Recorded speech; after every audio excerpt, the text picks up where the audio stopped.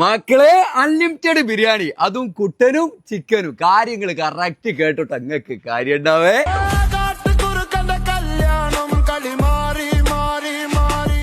അപ്പൊ സംഭവം എന്താ വെച്ചാല് നമ്മളൊരു ഉദ്ഘാടനത്തിന് പോയതാണ്. എന്റെ പൊന്നുമക്കളെ നിങ്ങളോട് പറയുന്നത് എവിടെ നമ്മളെ പരപ്പനങ്ങാടി ചെറുമംഗലറിലെ അവിടെ കുരിക്കൽ റോട്ടിലാണ്. എന്ന് വെച്ചാൽ നമ്മളെ ജുമാ മസ്ജിദിന്റെ നേരെ ഓപ്പോസിറ്റ്. എന്താണ് സംഭവം? റിയൽ അൺലിമിറ്റഡ് കല്യാണ ദം ബിരിയാണി സെന്റർ ഇട്ടാ.